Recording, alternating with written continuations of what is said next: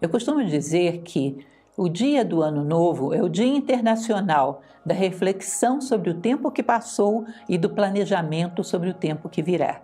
E nós temos que valorizar esse Dia Internacional, porque a reflexão e o planejamento são duas coisas extremamente necessárias para que o nosso tempo possa fluir de uma maneira que ele não seja todo perdido, que ele nos deixe algo de útil, que ele nos gere um verdadeiro crescimento, expansão de consciência, que é o que viemos buscar aqui. Não considerem, não caiam naquela intelectualização de que um tempo que a gente mede como ano não vale nada, porque cada povo tem o seu calendário.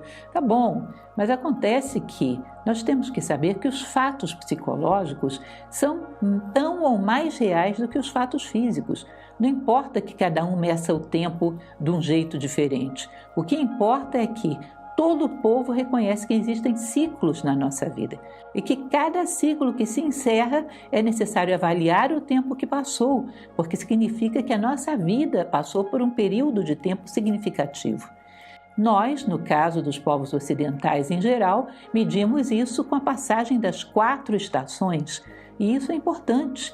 Nós sabemos que aí a natureza cumpriu um ciclo completo e aí começamos a refazer o nosso planejamento para o próximo ciclo, refazer o nosso planejamento do que faremos com o tempo a partir daí, sempre considerando que um ano não é pouco tempo, considerando que temos uma vida onde vivemos apenas algumas dezenas de anos, não são tantos assim, portanto não podemos desperdiçar um ano, é muita coisa para ser perdido. Então eu sugiro que você, ao fazer a sua reflexão e o seu planejamento, leve em consideração alguns desses tópicos que eu estou sugerindo para vocês, que são tópicos que eu uso na minha própria reflexão e no meu próprio planejamento. Vamos lá? Em primeiro lugar, na reflexão sobre o ano que passou, eu sugiro que você pense no seguinte. Em primeiro lugar, verifique o quanto você aprendeu este ano. Ou seja, quais são as coisas que você não sabia sobre a vida que você sabe agora, sobre como lidar com as pessoas, sobre como lidar consigo mesmo, sobre como resistir à adversidade, sobre como não se deixar dominar sobre o orgulho, a vaidade, a cólera, como não deixar que esses elementos subam à sua cabeça. Enfim, qual aprendizado de vida você teve nesse ano? O que te tornou maior nesse ano? O que você colheu de sabedoria nesse ano que passou? Isso é a principal reflexão. Em segundo lugar, pergunte a si próprio, veja se ainda existe alguma conta que não foi fechada, ou seja, algo que ficou por sintetizar e aprender. O que vem a ser uma conta que não foi fechada? Foi uma adversidade qualquer que você viveu, que você se recusou a aprender com ela. Ficou tão magoado, tão ferido, tão abalado por aquilo que não quis nem pensar mais naquilo. É importante que você pegue essa adversidade e perceba que ela foi dura, ela foi difícil, mas ela também te ensinou muitas coisas. Fixe naquilo de bom que ela te deu. Fixe-se nisso. E feche a conta. Eu paguei tal preço e ganhei tal coisa, portanto eu fecho a conta disso. Não vou arrastar esse processo pela vida fora. Não vou deixar esse fio solto no meu futuro. Isso aqui está fechado. Custou caro, mas me deu coisas muito boas. Então, perto do que eu cresci, foi bem pago. Fechei a conta com o passado. Feche a conta de todas as situações mal resolvidas do ano, para que você não fique com pendências para o futuro. Pendências que podem te amarrar ao passado de uma maneira que atrasam muito o teu passo. Que mais? Como terceiro elemento para reflexão, veja se ficou pendente algum perdão que você não concedeu ou que você não pediu. Ou seja, alguém te pediu perdão e você não deu, disse não. Ou você deixou de pedir perdão para alguém. Isso também é uma maneira de fechar as contas com o passado. Reconhecer os nossos erros e pedir às pessoas perdão. Retratar-se por eles, não importa que já tenha passado muito tempo. Use exatamente o fato de que você está refletindo sobre o ano para poder fazer dessa uma oportunidade para se retratar. Retrate-se, peça perdão pelos erros cometidos e conceda perdão àquelas pessoas que cometeram erros, considerando que você mesmo os cometeu e que somos todos humanos e que estamos todos lutando contra as mesmas sombras, contra os mesmos fatores e que pode acontecer de sermos derrotados de vez em quando. Então conceda perdão, peça perdão, feche essas contas emocionais também com esse ano, para caminhar com segurança para o futuro. O que mais é importante refletir? Verifique se aprendeu a amar alguém a mais do que já amava. Perceba que a nossa intenção final como seres humanos é um dia ter dentro do nosso coração toda a humanidade. Nosso amor ele tem vocação de expansão, ele deveria estar sempre se expandindo e abrangendo um conjunto maior de pessoas. Nosso coração ele não tem limitações, nós é que acreditamos que ele tem limitações. Dentro dele cabe toda a humanidade. Ao longo desse ano, além daqueles que eu já amava, eu estendi o meu espectro de amor, ou seja, eu amo mais uma pessoa, mais outra, aprendi a amar mais alguém, eu expandi o meu coração nesse ano. Se não o fez, é um bom momento para fazê-lo agora, para que esse ciclo não feche sem que você tenha desenvolvido um laço com alguém. Um laço de gratidão, de carinho, que se transforme num sentimento amoroso. Estender o seu coração todos os anos é extremamente necessário. O que mais podemos refletir? Veja se parou para observar e admirar a natureza alguma vez. Isso também faz parte extremamente necessário para que respeitemos a natureza e que para respeitarmos a nossa própria natureza humana. Porque a natureza nos faz um bem tremendo, ela nos harmoniza, ela nos purifica, ela nos desintoxica. Que momento eu parei para olhar para ela, aprender com ela da sua harmonia das diferenças, da sua beleza nos detalhes, da sua capacidade de seguir o Dharma com perfeição, fazendo tudo aquilo que é próprio dela, não se desviando em nenhum momento. O que eu pude apreciar, observar e aprender da natureza, quanto eu pude dar e receber de carinho. Faça essa reflexão. Se você não lembra de nenhuma circunstância desse tipo, faça agora. Vá ter um contato com a natureza, reflita sobre ela, dialogue com ela, aprenda, emita sentimentos. E isso também é algo que deveria estar sempre presente em todos os ciclos da nossa vida. Essas são algumas reflexões em vários campos para que você pense sobre a qualidade do teu ano. Não deixe de fazer uma por uma, todas elas são muito válidas. E aí vem a questão do planejamento. O que seria interessante você planejar para o próximo ciclo? Em primeiro lugar, sair deste novo ano maior do que entrou, tendo disciplina para. Ou seja, você vai se propor para no próximo ano sair dele maior do que você está entrando agora, tendo disciplina para fazer algumas coisas. Disciplina. Lembre que é um elemento fundamental você se programar para ter. É a partir da disciplina que você viabiliza para que as coisas novas entrem na sua vida. A disciplina organiza, coloca cada coisa no seu lugar e permite que o ar circule, que o oxigênio circule, que haja respiração, que haja vida, que haja renovação dentro da tua vida, física, psicológica, moral, espiritual. É através da disciplina que cuidamos de todos os nossos corpos. Então que a gente tenha disciplina para, em primeiro lugar, observar e corrigir os nossos erros, estar atento, todos os dias fazer uma reflexão sobre o meu dia de hoje, não deixar os erros passarem batidos, como se diz popularmente, sem percebermos onde erramos, ou seja, todos os dias uma reflexão sobre o nosso dia que nos permita observar e fazer um pacto conosco mesmo, de não errar novamente naquele mesmo assunto, não cair novamente naquele mesmo erro, não cair novamente nos mesmos buracos com os quais já caímos. Ou seja, não deixar que os erros passem desapercebidos. Que eu tenha disciplina para fazer essa avaliação todos os dias. Segundo lugar, disciplina para observar os sentimentos alheios e ser empático com eles. Ou seja, não passar batido pelas pessoas, olhar nos olhos das pessoas quando você as cumprimenta, sentir um pouco dos sentimentos das pessoas, compartilhar com elas os teus sentimentos, fazer essa troca e ser empático com aquele estado de espírito que cada um tem, demonstrar carinho com aquele que está abatido, atenção com aquele que se mostra inseguro, ou seja, que eu pratique a empatia nesse ano. Sinta os sentimentos do outro e seja empático com eles, dê resposta a esses sentimentos da melhor maneira possível, que eu não passe friamente pelas pessoas durante esse ano, que haja um compartilhamento de coração. Que mais? Que eu possa estar com a natureza, harmonizar-me com ela e respeitá-la.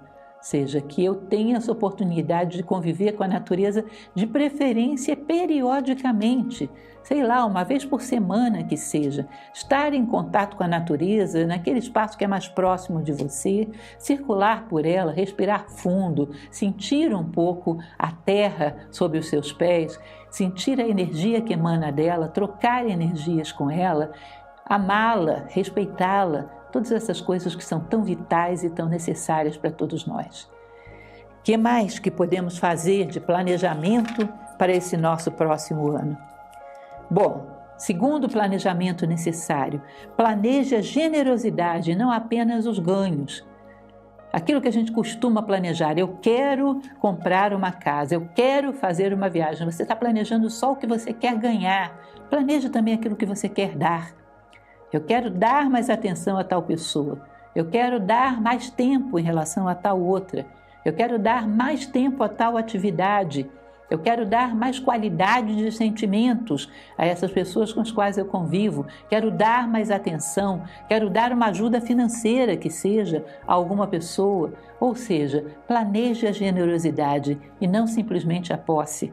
Isso é fundamental para que o nosso ano tenha equilíbrio. Porque no final das contas, como já falamos tantas vezes, o homem é do tamanho da sua generosidade. A natureza vai nos pedir cada vez mais entrega. E entrega é um dos sentidos fundamentais da vida. Que tudo aquilo que nós somos seja de alguma maneira disponível para as necessidades da natureza. Que pede muito mais daquilo que somos do que daquilo que temos. Há que aprender a fazer, dar com justiça no campo material, dar com justiça em todos os campos, mas não ser avaro no campo psicológico, moral e espiritual. O que mais temos de planejamento? Incluir a humanidade entre aqueles que nós pretendemos beneficiar. Alguma coisa em prol da humanidade. Tá? Ou seja, um pouco mais de preocupação com o que está acontecendo com ela, um pouco mais de carinho, tentando pensar na dor, na necessidade de todos os seres humanos como um problema nosso, um pouco mais de empatia, um pouco mais de vontade de ser de alguma maneira útil, uma vontade profunda que a minha vida some para minimizar essas dores da humanidade, ou seja, colocar a humanidade dentro das minhas listas de responsabilidade, de compromisso, de preocupação, de tal maneira que o meu coração não esteja só com meia dúzia de seres humanos, esteja um pouco com toda a humanidade. O que mais? Procurar corrigir os males do mundo quando se refletem na sua vida. Ou seja, o mundo está se acabando pelo quê? Pelo ódio. O que eu posso fazer contra isso? Eu vou acabar com o ódio que existe dentro da minha vida. Vou combatê-lo duramente, porque se já não existe ódio em mim, existe menos ódio na humanidade. A competição que está acabando, dizimando as pessoas, umas querendo subir sobre as outras. Eu vou acabar com esse espírito de competição na minha vida. Vou estar atento a ele, não vou fazer nada motivado por ele. Se eu controlo isso na minha vida, a humanidade terá mais chance. Eu sou menos uma pessoa nessa lista e posso ser exemplo de transformação. Ou seja, perceber o que existe de problema no mundo, ver como esse problema se reflete na sua vida e responsabilizar-se por combatê-lo. Assim você ajuda o mundo a combatê-lo. Assim você se alia às forças da natureza que combatem todo o mal que existe no mundo. Quando você sai do campo dos males, quando você para de jogar no campo adversário, quando você não dá energia da sua vida para esses males, ou seja, não contribui com eles, com a sua vida. Então eu vou me comprometer a vencer na minha vida aquilo para o qual o mundo está sendo derrotado. O que mais? Deseja a bondade acima de qualquer coisa. Eu desejo, se eu fizer uma lista das coisas que eu mais quero esse ano, eu quero isso, aquilo, a casa, a viagem, o carro. Eu quero, sobretudo, me tornar uma pessoa mais bondosa. Eu quero que no virar do próximo ano eu tenha mais bondade no meu coração. Eu quero ter uma vontade de beneficiar as pessoas, um desejo intenso, que seja tão grande que doa dentro do meu coração por não caber dentro dele, de tão grande que é.